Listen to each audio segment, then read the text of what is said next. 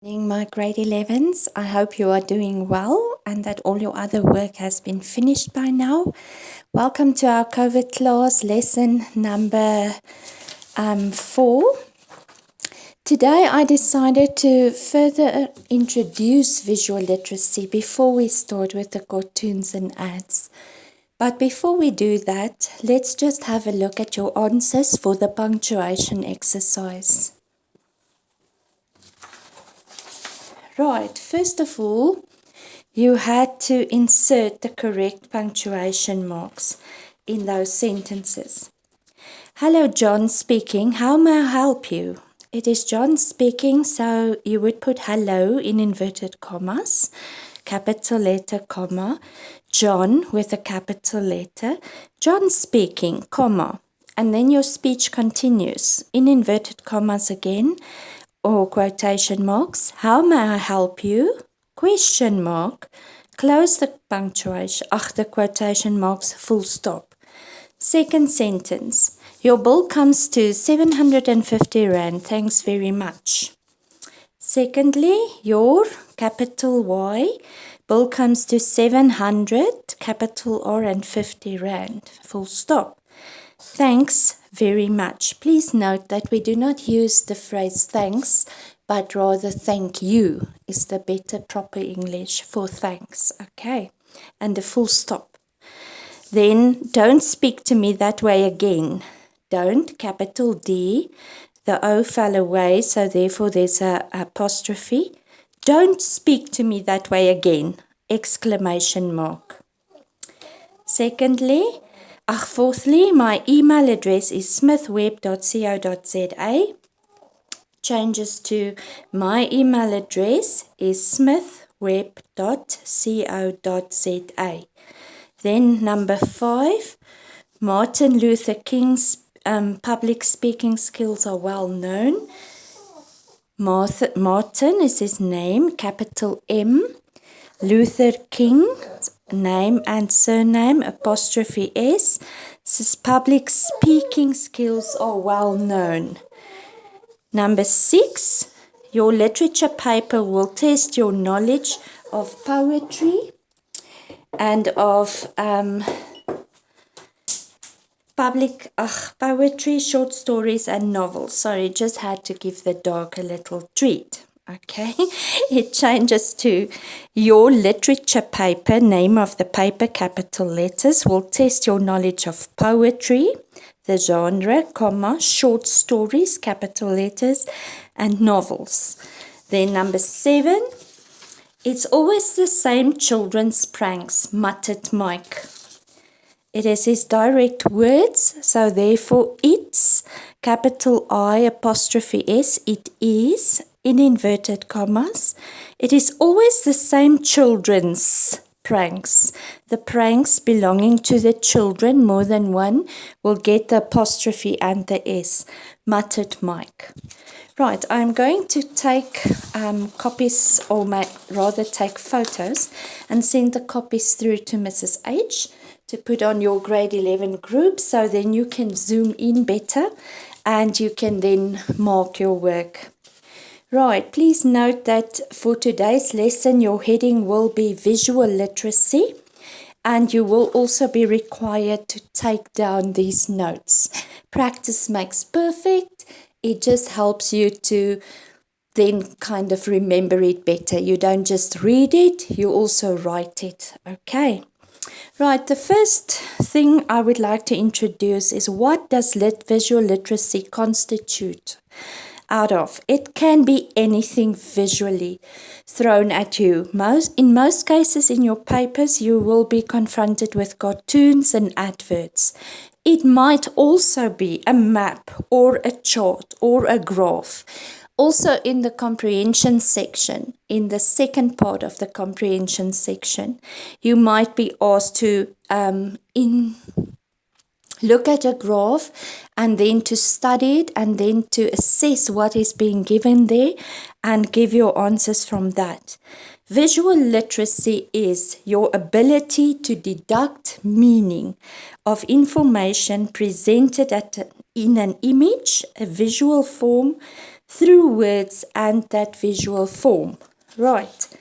Now, before we go to cartoons and adverts, please note that there are other terminology that you need to also understand, which can present itself in cartoons as well as in adverts and other visual forms.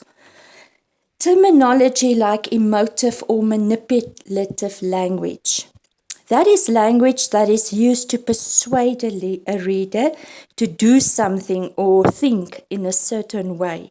It might be certain words that are being repeated that will appeal to the reader, okay, in advertising a product or in propaganda or being biased or whatever. Stereotyping. If you think of Arnold Schwarzenegger, it's very hard to picture him in a romantic role because we've always seen him as being the Terminator, playing these really kick-ass, excuse the word, roles, okay? So he has been stereotyped as a specific type of character. When you see his face, you associate him with that kind of person, right? Which is also not very good for an actor. It is a way of labeling people that we meet based on how they look, speak, talk, dress, behave, for example. Stereotyping also assumes certain things about people, whether it is true or not, based on the group a person belongs to, who they hang out with. If you are in a specific in-crowd, you might also be considered to have the same viewpoint as everybody else in that crowd, whereas you might be different, okay? Stereotypes are a type of prejudice, definitely. If we want to look at some examples, all blondes are not intelligent. That is very prejudiced and a stereotype. Maybe one blonde made a silly or did something silly rather, now that word eludes me completely. All British people love fish and chips. That is not always true. That all Indian people eat curry. All men love rugby and sports. That's also not true. Women cannot drive, or women belong in the kitchen. Those are all examples of stereotyping and prejudice against some or other form. Then bias or prejudice is when you are subjective about something. You don't see any good in that specific person or thing. You are influenced by an experience which might not have been good, or emotions. You can become biased and express an unfair opinion or treat people in a particular way because you feel subjective towards them. Bias is a form of prejudice. The truth there is not important, okay?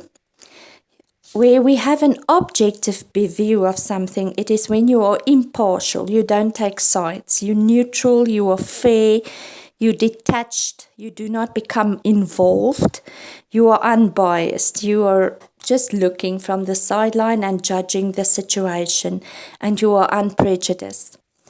You basically pass your judgment on merit, what you see, the facts that are presented, and so forth. When you are subjective, you might have had a bad experience, therefore you are negative about this thing.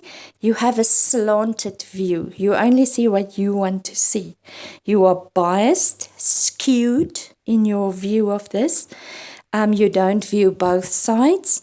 You are unfair, one-sided, prejudiced. Biased language is often used in terms of race, okay? When you look at cartoons, especially, you will pick up on this. Also, some newspaper articles, things people write, journalists, they write from their point of view. Politicians, their speeches and the way they think might be from their point of view. So, lots of people sometimes make a biased statement, okay? It's based on race, ethnicity, gender, politics, as well as religion. Bias is written a written or a spoken form of a particular point of view of a specific author or speaker.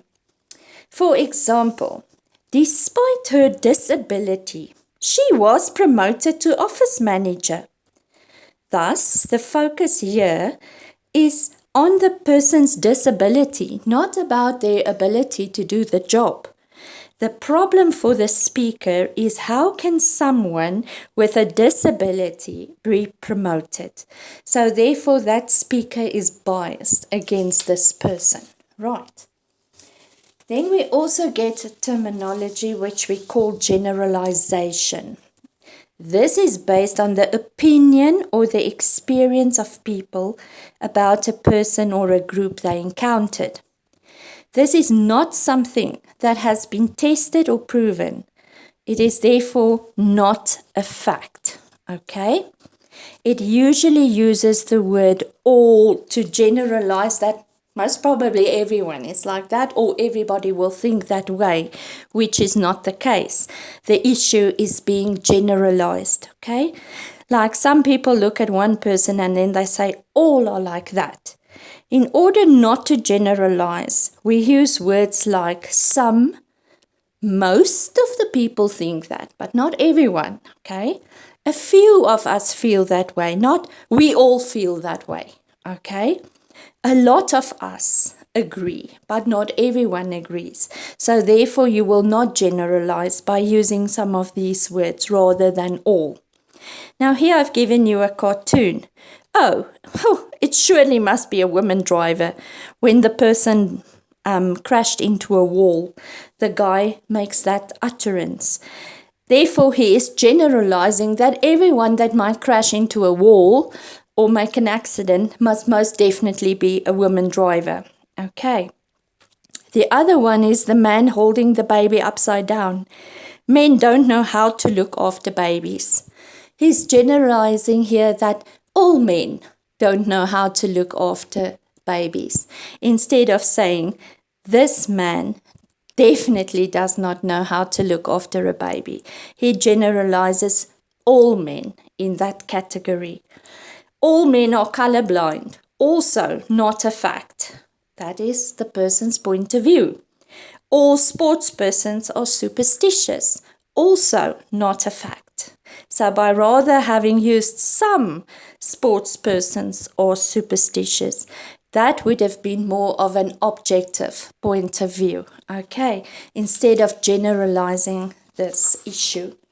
Right, I have gone to the liberty to give you 3 little exercises. I'm sure you will battle to see this here, but where you have to reword these stereotypes so that they will become generalizations. So in most cases, you will change a word or insert the word all there to generalize that this reflects on everyone.